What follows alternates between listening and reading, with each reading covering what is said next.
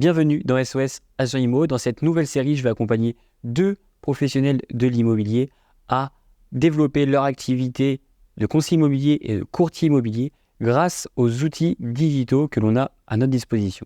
Dans cette série, on va parler réseaux sociaux, vidéos, productivité, prospection digitale et plein d'autres sujets hyper intéressants. Puis enfin, moi, ce que je trouve vraiment très très intéressant, là, c'est toute la programmation à venir, le fil conducteur en fait qu'on va avoir pour au-delà de faire des vidéos, c'est surtout quel contenu, comment générer du contenu. Ça donne envie déjà d'aller plus loin et de s'inscrire dans le cadre de cette formation continue. Donc ça, c'est vraiment top pour le coup.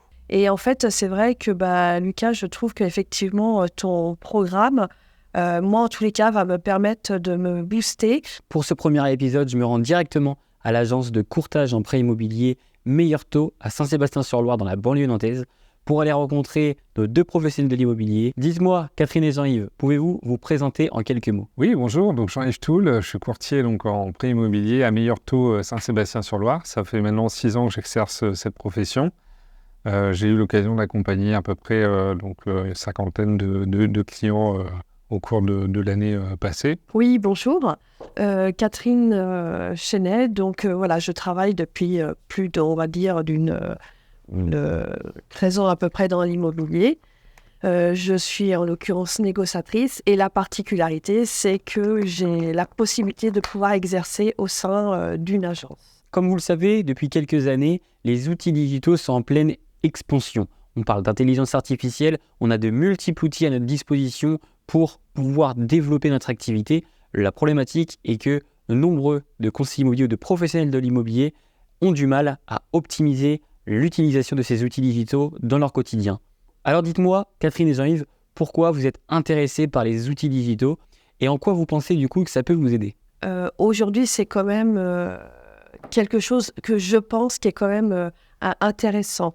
Et c'est vrai qu'on est dans un phénomène que les gens maintenant, les réseaux sociaux, ça les inspire, je pense, ça apporte un peu de confiance. C'est important aussi d'être visible, que ce soit au travers des réseaux sociaux, mais pas que. Je pense que ce qui peut être intéressant aussi avec le digital, c'est d'avoir une certaine forme d'autonomie et de pouvoir justement mettre en avant en fait, finalement ce qu'on fait de manière assez ludique pour notre cible, entre guillemets, que ce soit dans le montage de vidéos, pour faire des présentations rapides et ensuite les diffuser sur les réseaux. Voilà. Je vais accompagner 2 professionnels de l'immobilier expérimentés dans leur domaine, mais débutants dans le domaine du digital. Et mon objectif, ça va être de faire exploser leur activité grâce aux outils digitaux, que ce soit sur des sujets de prospection digitale, de création de contenu sur les réseaux sociaux, de fidélisation client, d'organisation et de productivité. Catherine et Jean-Yves, dites-moi, qu'est-ce que vous avez déjà commencé à mettre en place avant que notre collaboration commence? Alors, l'action, on va dire, pour moi, la plus fréquente, effectivement, c'est de mettre des posts sur une page Facebook. Et donc, du coup, ça me permet de communiquer, de montrer à des clients futurs acquéreurs les biens que je rentre et bien sûr d'informer quand il y a des ventes parce que, je pense que les gens, ça les rassure. Alors, en termes de stratégie digitale, pas énormément, en fait. C'est assez basique, en fait. Tu vois, par exemple, Instagram, je ne l'ai pas mis en place, et puis TikTok non plus. J'ai mon Google Business, voilà, pour avoir un peu de visibilité aussi sur le net. Mais hormis ça, en fait, voilà, c'est un usage en fait, relativement basique que je souhaiterais pousser aujourd'hui, notamment au travers de vidéos, de faire de la multidiffusion sur les réseaux, m'adresser aussi à la bonne cible, parce que ça, c'est le plus important. Et ce qu'il faut comprendre, c'est que le digital, c'est un long parcours du combattant. Au début, quand on est débutant, on commence et petit à petit, on a le cerveau qui s'embrouille, on a des baisses de motivation, des fois on a envie d'arrêter parce que ça ne marche pas, c'est tout à fait normal. Mais l'important, en fait, c'est de vous dire que ça va faire effet boule de neige. Au tout départ, ça va mettre du temps et puis plus le temps va passer, plus les habitudes vous allez les maîtriser, plus les logiciels vous allez les maîtriser et automatiquement, la boule de neige elle va grossir et à la fin, vous allez faire une avalanche sur votre marché local. Dites-moi, quelles sont du coup vos appréhensions, vos peurs vis-à-vis de cet accompagnement ou vis-à-vis même du digital en général?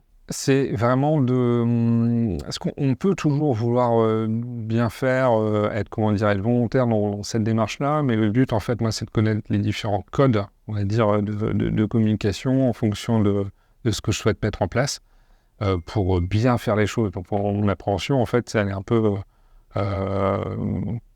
perfectionniste d'une certaine manière, c'est que je veux vraiment bien faire. Il ne suffit pas de faire, il faut aussi bien faire les choses. Et je pense que ça s'invente pas en fait. Il faut aussi justement avoir les conseils de professionnels comme toi, en l'occurrence. Alors, ma crainte, on va dire aujourd'hui, et ça serait de trouver davantage des thèmes qui peuvent intéresser les internautes. Voilà, si demain, effectivement, je décidais, par exemple, de créer une petite chaîne sur YouTube ou autre, c'est où je dirais, oui, de trouver vraiment des bons thèmes qui intéressent des internautes, voilà, pour avoir une visibilité. Hop hop hop, je sens que tu t'endormais un petit peu. Aujourd'hui on est lundi 13 novembre et moi-même, Lucas Ratier, j'ai sorti du coup un outil digital qui est vraiment incroyable, qui vise à accompagner les professionnels de l'immobilier à développer leur productivité. La promesse, elle est tout à fait simple. C'est grâce à cet outil, vous allez pouvoir gagner plus d'argent en travaillant mieux ou en travaillant moins, parce que si vous travaillez mieux, vous êtes plus efficace et donc vous gagnez du temps. En fait, j'ai créé un template qui vise à accompagner et à aider les agents immobiliers à tout centraliser sur un seul outil. Ça va parler en fait de CRM acheteur, CRM vendeur, gestionnaire de biens. Vous allez pouvoir gérer toute votre activité avec des trackers d'objectifs, des trackers d'habitude, des trackers de dépenses, des trackers de lecture, de formation, etc. Vous allez pouvoir en plus avoir un planificateur de réseaux sociaux, d'idées en fait. Vous allez pouvoir créer vos contenus, voilà, suivre un petit peu avec des calendriers qui sont connectés, etc. etc. Vous allez pouvoir avoir votre carnet d'adresses digital, vous allez pouvoir centraliser tous vos logos, vos shootings photos, vous allez pouvoir, vraiment, je vous invite vraiment à cliquer sur le lien dans la description. C'est unique en France, je ne l'ai pas encore vu, cette chose-là. Donc je vous invite vraiment à aller dans la description, à cliquer sur le lien qui est dans la description. Et du coup à regarder la vidéo de présentation sur la page d'accueil voilà, qui dure un certain temps mais qui va vous expliquer de A à Z comment ça fonctionne et en quoi ça va pouvoir vous aider. Et honnêtement, il y a déjà des agences immobilières qui m'ont fait confiance. Et donc pour l'offre de départ, et quelque chose qui est assez exceptionnel ce que j'ai fait, c'est-à-dire que vous allez avoir l'outil digital pour 147 € avec un paiement à 3 fois sans frais. L'outil digital qui comprend tous les trackers, l'intelligence artificielle, toutes ces choses-là, les gestionnaires, etc. etc. Donc à 147 € qui est payable en 3 fois sans frais. En plus de ça, vous avez une formation qui est offerte pour vous aider à dompter en fait cet outil digital, à le prendre en main, etc. En plus de ça, vous avez un rendez-vous gratuit d'1 heure avec moi où je vais vous expliquer comment vous allez pouvoir utiliser cet outil digital.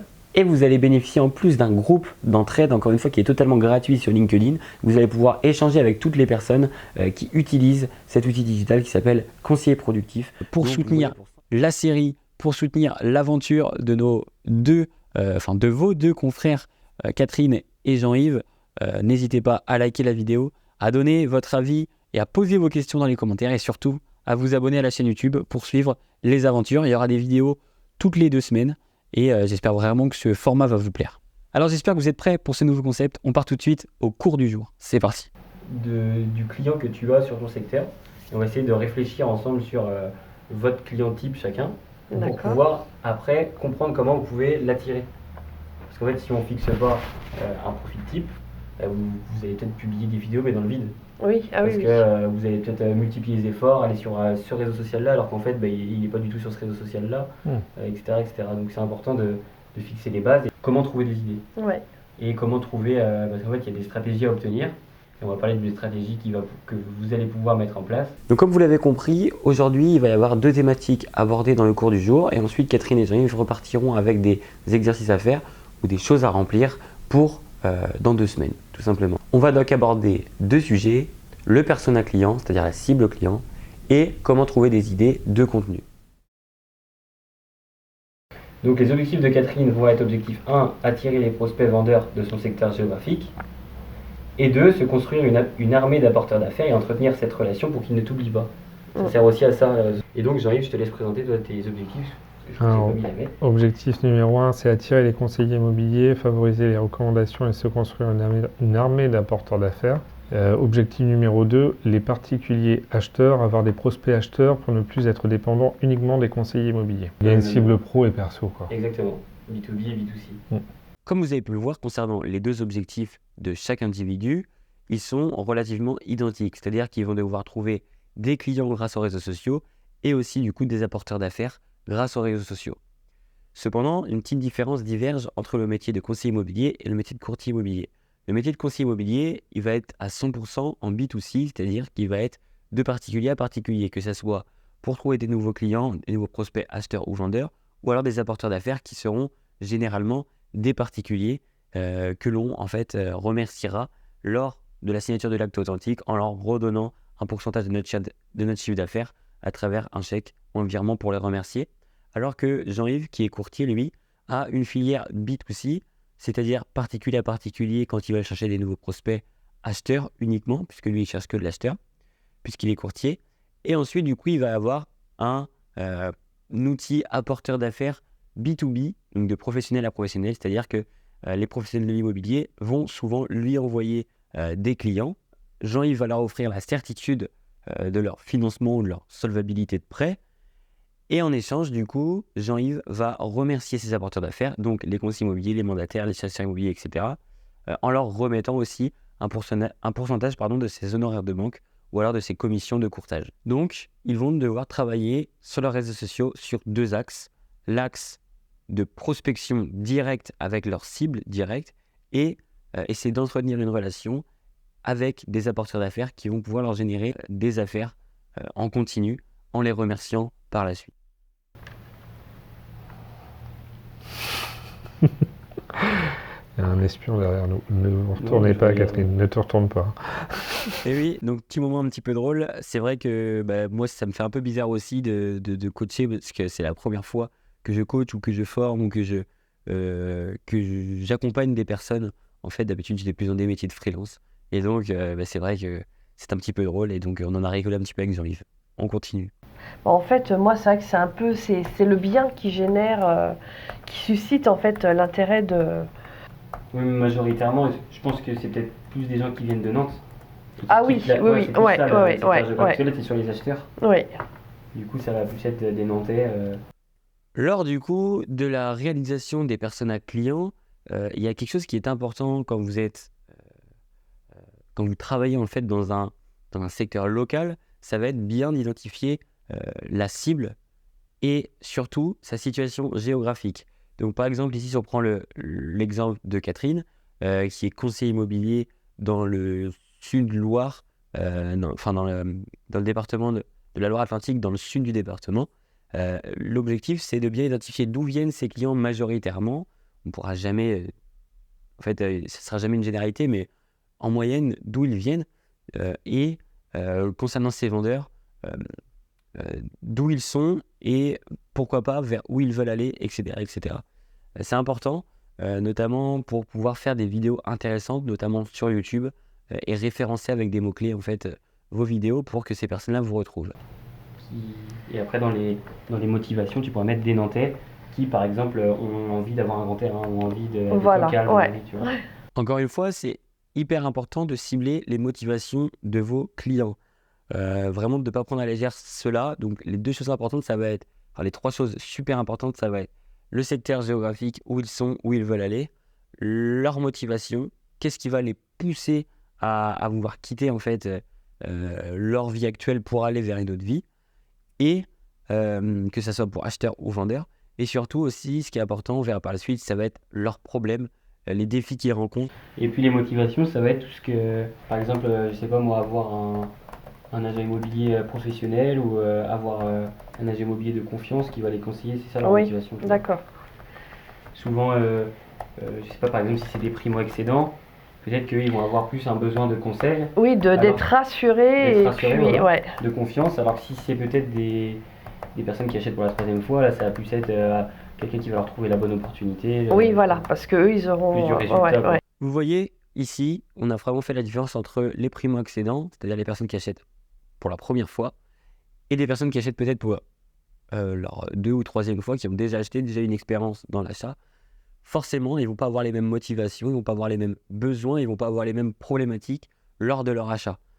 Catherine, elle, se situe plus sur un secteur où souvent ce sont des personnes qui étaient en location et qui vont venir habiter du coup dans la campagne et qui vont quitter la ville pour la campagne et qui vont faire normalement, leur premier achat, elle va tomber sur des personnes qui ont entre 25 et 35 ans dans la plupart du temps. Donc forcément, il ne va pas y avoir les mêmes questionnements, les mêmes problématiques que si une personne achète par exemple sur la côte de la Loire-Atlantique, sur la Baule, Pornichet, etc. où c'est des personnes qui vont plus être, qui vont avoir dépassé la cinquantaine, qui ont peut-être déjà d'autres propriétés et vont pas avoir forcément les mêmes besoins, les mêmes problématiques.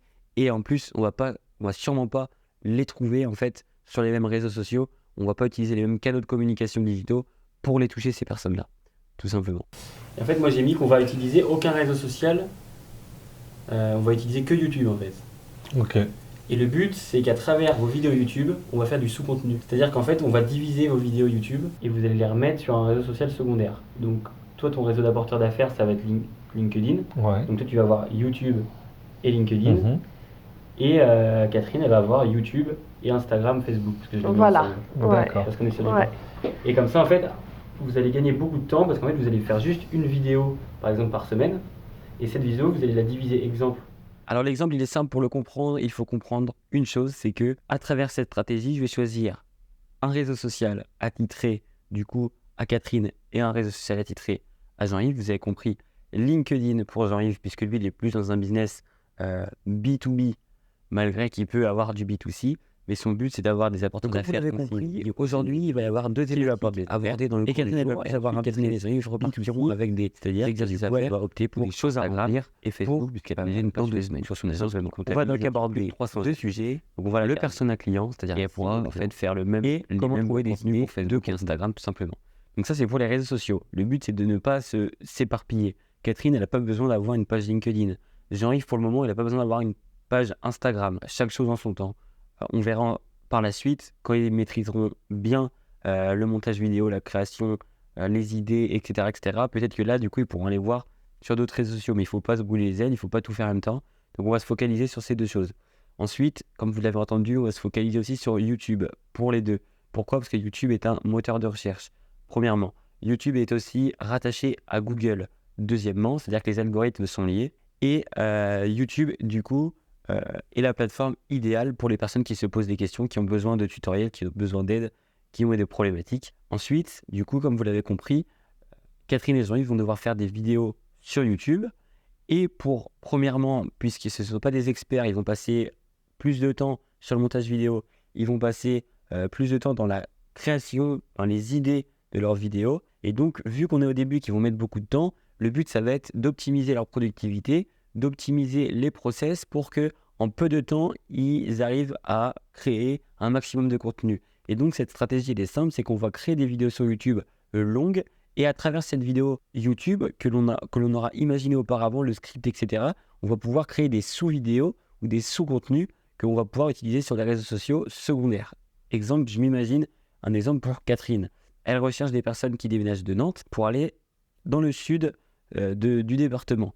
Et donc, la vidéo, ça pourrait être 3 raisons qui poussent les Nantais à quitter leur ville. Elle va donc faire un script avec introduction, argument 1, argument 2, argument 3, conclusion. Il va falloir en fait qu'elle coupe chaque argument, et donc elle va avoir une vidéo longue sur YouTube et elle va avoir 3 sous-vidéos. La première vidéo, ça va être l'argument 1, deuxième vidéo, l'argument 2, troisième vidéo, l'argument 3. Et donc, en une matinée de création de contenu et en faisant juste une vidéo, elle va créer 4 contenus, un long et 3 courts. Et donc, ces 3 cours, elle va pouvoir les mettre en réel sur Instagram et elle va pouvoir les mettre en vidéo sur sa page Facebook. En plus de ça, ces petites capsules vidéo assez courtes, elle pourra les réutiliser du coup dans les shorts YouTube, puisque du coup, maintenant, on peut faire des contenus assez courts, similaires au réel Insta et au TikTok sur YouTube. Et donc, voilà, en une matinée de vidéo, un petit peu plus, puisqu'ils vous mettent un petit peu plus de temps au début, elle va pouvoir créer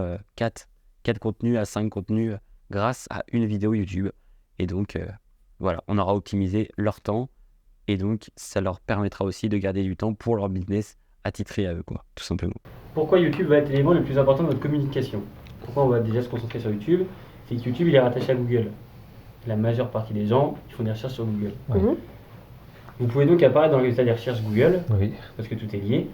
En plus de ça, YouTube, c'est un moteur de recherche, ce qui veut dire que vos vidéos, vous pouvez les référencer avec des mots-clés, etc. Mhm. Donc, en optimisant bien ça, les gens ils vont pouvoir aussi vous retrouver sur YouTube directement. vu que c'est lié à Google, imaginons que quelqu'un tape comment vendre son bien sur Google à Nantes, et ben l'algorithme de YouTube il va prendre en compte l'algorithme de Google. Et donc il va pouvoir, par exemple, si vous créez une vidéo comment vendre son bien à Nantes, l'algorithme de YouTube va pouvoir le suggérer à la personne quand il va se connecter sur YouTube. Ouais, d'accord. Et du coup, vous allez pouvoir trouver des gens comme ça. Ensuite, YouTube permet d'attirer plus facilement des nouveaux prospects que les réseaux sociaux. Parce que forcément, vu qu'il y a une barre de recherche, les gens vont aller chercher des tutoriels, des conseils, des choses Oui, comme ça. c'est vrai. Alors que les gens sur les réseaux sociaux, ils y vont pour se divertir. Hmm. Donc c'est plus dur de D'accord, toucher ah oui. quelqu'un qui est dans son divertissement. Ouais. Et nous, on va lui parler de quelque chose de professionnel, de vente de biens. Il va se dire, oh, potentiellement, un conseil immobilier. Donc on a beaucoup moins de chances d'avoir son attention sur les réseaux sociaux que Ouais, sur que YouTube. sur. Donc les conseillers immobiliers, cette notion, elle est super, super, super importante. C'est qu'il faut comprendre en fait que les gens vont sur les réseaux sociaux pour se divertir. En aucun cas, une personne va se dire « Ah, je ne sais pas comment on fait pour vendre mon bien.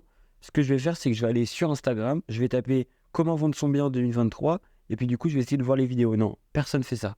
Les réseaux sociaux, ils sont là, ils scrollent, ils regardent un petit peu ce qui se fait. Et le but, en fait, c'est que vos vidéos apparaissent grâce à l'algorithme devant leurs yeux, en la référençant, en mettant des beaux mots-clés dans la description, etc., etc. En aucun cas, c'est un moteur de recherche. Donc, si les personnes sont là pour se divertir, en complémentarité de ces réseaux sociaux, c'est pour cela donc qu'on va être sur YouTube, parce que YouTube est un moteur de recherche. Les gens, quand ils ont des recherches à faire, ils vont sur Google ou sur YouTube, et du coup, là, vous allez pouvoir toucher ces personnes-là qui recherchent, donc des personnes qui sont potentiellement plus qualifiées que des personnes qui sont sur Instagram ou sur Facebook, tout simplement. Pourquoi vous devez aussi utiliser, du coup, moi j'ai mis Instagram et Facebook ici pour Catherine, et toi, normalement, Jean-Yves, tu dois avoir, pourquoi vous devez aussi utiliser LinkedIn, si tu descends. Exactement. Donc là, j'ai mis des conseils. Donc Catherine, ça va être Facebook et Instagram, ils vont te servir à entretenir tes relations sociales personnelles, donc ton Ouais. réseau. Le but, c'est qu'ils ne doivent pas t'oublier. Tu vas pouvoir aussi toucher de nouvelles personnes parce que les personnes qui te connaissent, ils vont partager par exemple tes vidéos, etc. Donc potentiellement, tu vas pouvoir aussi Bah, ils vont toucher être... Le but étant qu'ils soient intrigués. Ah bon, elle fait des vidéos Voilà. et c'est vrai que oui. Ouais. Après, ils vont partager, du coup. Ouais. Comme ça aussi, tu vas pouvoir toucher des nouvelles personnes. Et puis, tu vas gagner en notoriété, en visibilité. Alors, pour LinkedIn, hein, donc vous allez entretenir vos relations sociales, professionnelles avec vos apporteurs d'affaires. Ils ne doivent pas vous oublier. Vous Voilà. allez pouvoir toucher de nouveaux conseillers immobiliers en montrant qui vous êtes. Vous allez gagner en notoriété, en visibilité. Encore une fois, notion super importante pour les conseillers immobiliers. Les conseillers immobiliers, encore une fois, c'est une notion super importante. C'est que les réseaux sociaux ne sont pas une source de prospection. Les réseaux sociaux vont vous permettre de gagner en visibilité, de gagner en notoriété. En gros, il faut prendre ça comme si vous étiez une petite planète, vous étiez la planète Terre, et que autour de vous, du coup, vous avez d'autres planètes, qui sont Jupiter, Saturne, etc. Et donc, ces autres planètes, tout simplement, en fait, ce sont vos proches, ou vos amis, ou vos collègues, etc., etc. Et donc, en produisant du contenu à votre échelle, à votre planète, vous allez potentiellement toucher les autres planètes qui vont peut-être les partager à leurs autres planètes qui sont aux alentours, etc., etc. Mais donc, jamais avec les réseaux sociaux, vous allez aller toucher de nouvelles galaxies. Dans le sens où c'est très rare, voire impossible, que vous touchiez des personnes qui ne vous connaissent ni d'Adam ni d'Ève et qui vont se dire « Ah tiens, ce conseiller immobilier là, j'ai envie de l'appeler pour faire une estimation ou pour acheter mon bien, ou etc. etc. » C'est très très très rare, on va se le dire, il ne faut pas se le cacher, on ne va pas se mentir. Donc les réseaux sociaux, ils vont vous servir à développer votre visibilité locale, votre notoriété locale et à faire en sorte à entretenir du coup votre relationnel et votre bouche à oreille pour que les personnes qui vous connaissent parlent de vous en partageant sur leur compte, etc., dans leur story, etc., etc. Par contre, YouTube, Google, vu que c'est un moteur de recherche avec des mots-clés, etc., etc., là, dans ce cas, oui, vous allez pouvoir toucher de nouveaux prospects, vous allez pouvoir toucher des personnes qui ne vous connaissent ni d'Adam ni d'Ève, et vu que vous allez leur donner des conseils et répondre en fait à leurs problématiques, c'est-à-dire qu'ils vont taper dans la barre de recherche de YouTube comment estimer mon bien à Nantes en 2023, et donc peut-être que du coup les conseils que vous allez lui donner vont lui parler, et peut-être qu'il va vous appeler du coup pour avoir ou pour apprendre à vous connaître, pour savoir comment vous travaillez, savoir si vous pouvez fixer un rendez-vous d'estimation. Et donc en fait, en cumulant YouTube et les réseaux sociaux, et ben vous allez en fait atteindre toutes les personnes et tous les prospects, que ce soit des prospects qui sont sur votre relationnel ou votre réseau à vous ou à vos proches et les personnes qui ne vous connaissent ni d'Adam ni d'Ève. Donc YouTube va plus être une source de prospection, alors que les réseaux sociaux, ça va plus être une source de visibilité, de notoriété et de bouche à oreille. Ça, c'est quand, par exemple, quand on fait des vidéos, par exemple, on prenait l'exemple là, des 3 conseils, par exemple, avant d'acheter une maison. Ça, c'est donner des conseils gratuits, ça génère la confiance. Parce que souvent, j'ai toujours entendu dire que quand tu postes, quand tu fais des vidéos, derrière, si les personnes se disent bah, super, j'ai du contenu gratuit, j'ai des informations, je prends un exemple, je prends un exemple sur les 3 conseils à donner pour acquérir une résidence principale, par exemple. On peut prendre par exemple, je sais pas, aborder du contenu un peu plus technique, comme par exemple, qu'est-ce qu'un DPE, quels sont les points de vigilance, etc. à avoir lors d'un premier achat, par exemple. Le fait d'avoir du contenu gratuit, bah, des fois, ça peut enclencher finalement un appel.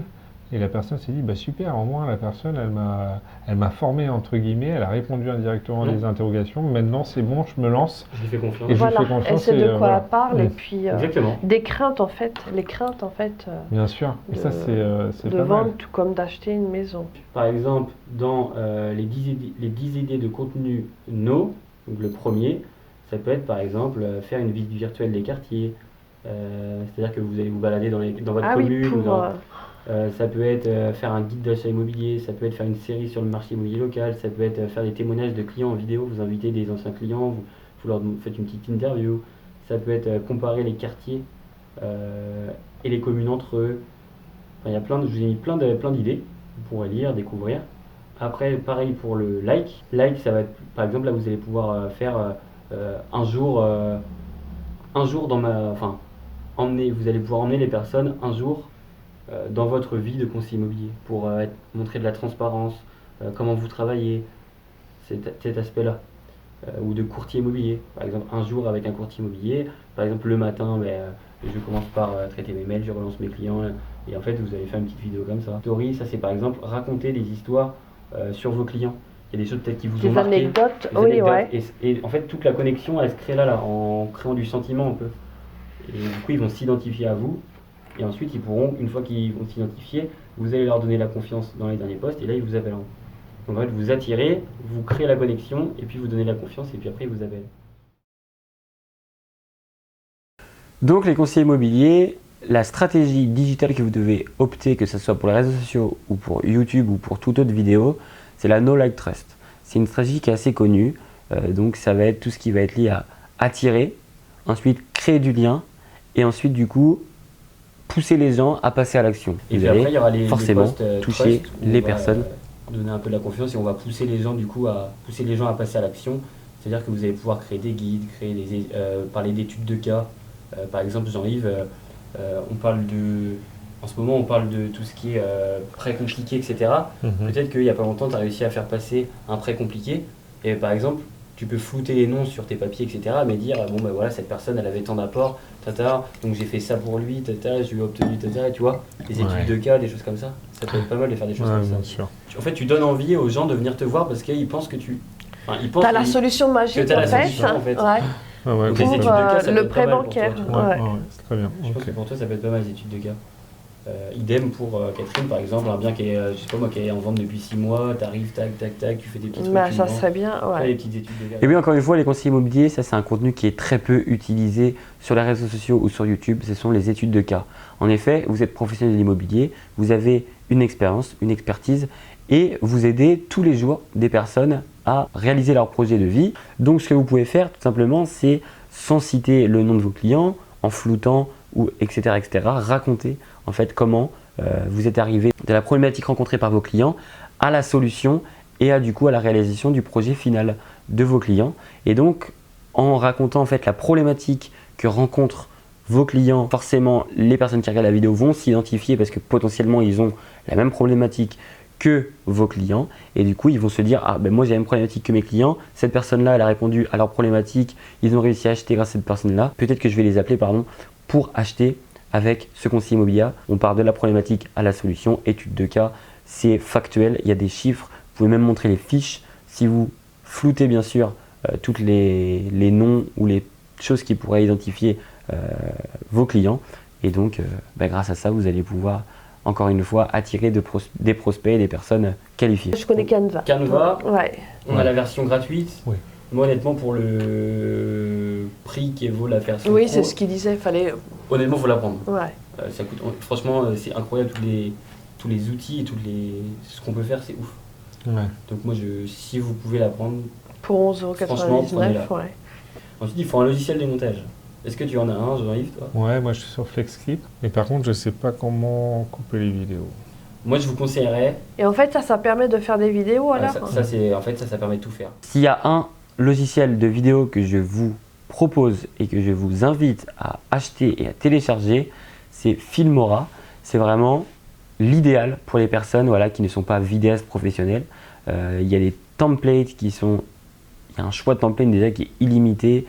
Vraiment, il y en a beaucoup, que ce soit pour les effets, que ce soit pour les transitions, que ce soit pour les effets sonores, que ce soit pour les couleurs, que ce soit pour les titres, les textes. Il y a des intelligences artificielles qui sont intégrées du coup à ce logiciel, que ce soit pour transcrire en fait ce que je dis avec des sous-titres qui sont générés automatiquement. On a des intelligences artificielles qui vont stabiliser la vidéo. On a beaucoup de choses. Et vraiment, je vous invite vraiment à aller regarder la chaîne YouTube de Filmora et de regarder un petit peu les tutoriels, etc. Et honnêtement, c'est pas hyper cher contrairement à d'autres logiciels de vidéo. Et ça va être vraiment le logiciel le plus facile à prendre en main pour les conseillers immobiliers qui ne sont pas professionnels de la vidéo et qui n'ont pas envie forcément de passer 100 heures à se former sur des logiciels ultra compliqués. Encore une fois, vous êtes conseiller immobilier, vous êtes courtier immobilier, vous êtes mandataire, chasseur, tout ce que vous voulez. Vous n'êtes pas community manager, vous n'êtes pas vidéaste, vous n'êtes pas créateur de contenu.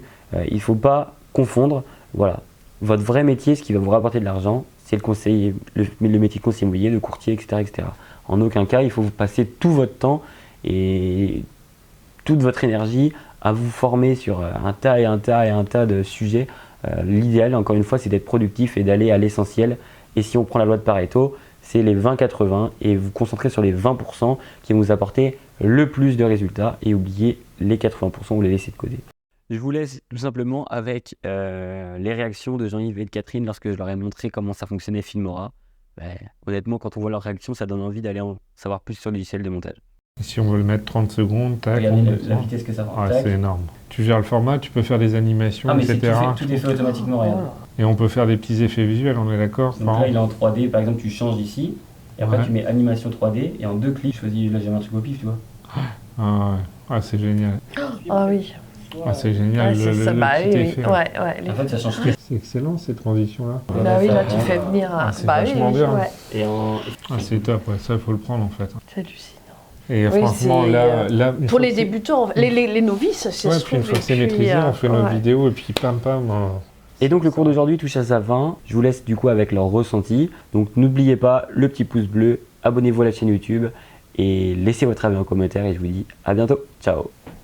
Alors, je commence ou tu commences? Non, vas-y. Ok. Moi j'ai trouvé que c'était vraiment bien. Alors c'est dense. Ça a duré, là on est sur quasiment 2 heures, un peu plus de 2 heures. Bon, après on a bien échangé, donc c'était sympa, c'est assez ludique. Moi ça répond en tout cas, pour ma part, je sais pas toi du coup Catherine, mais pour ma part ça répondait à mes attentes de base, à savoir du coup les informations sur les vidéos, comment connaître sa cible, enfin entre guillemets le début, l'introduction, quelles sont ces cibles types, comment les identifier, des conseils aussi pour entre guillemets le logiciel de vidéo, pour rendre les miniatures également que tu as évoquées pour les vidéos. Et puis enfin, moi ce que je trouvais vraiment très intéressant là, c'est toute la programmation à venir, le fil conducteur en fait qu'on va avoir pour au-delà de faire des vidéos, c'est surtout quel contenu, comment générer du contenu en fonction de notre cible, quel réseau. Et puis derrière, toutes les astuces que tu as pu déjà nous donner, donc ça donne envie déjà d'aller plus loin et de s'inscrire dans le cadre de cette formation continue. Donc ça, c'est vraiment top pour le coup. Parfait. Eh ben moi, effectivement, pour un premier rendez-vous, je tiens à vous remercier, Lucas comme Jean-Yves, déjà de cette rencontre, d'être venu à l'agence et d'avoir pu échanger, parce que c'est bien grâce à ça aujourd'hui qu'on est là ensemble. Et en fait, c'est vrai que Lucas, je trouve qu'effectivement, ton programme, moi en tous les cas, va me permettre de me booster, non seulement m'apporter, m'aider à approfondir sur un contenu, parce que le contenu, c'est ça le plus important, qui permet de répondre, de donner l'envie de visionner nos posts ou mes futurs posts. Et puis effectivement, d'en apprendre beaucoup plus sur le montage vidéo, de susciter en fait l'envie d'un acquéreur de venir, de regarder mes biens. Voilà. Donc oui, je suis très contente et très curieuse de nature. Donc effectivement, j'attends avec hâte de pouvoir se retrouver et puis de continuer et d'approfondir en fait cette démarche.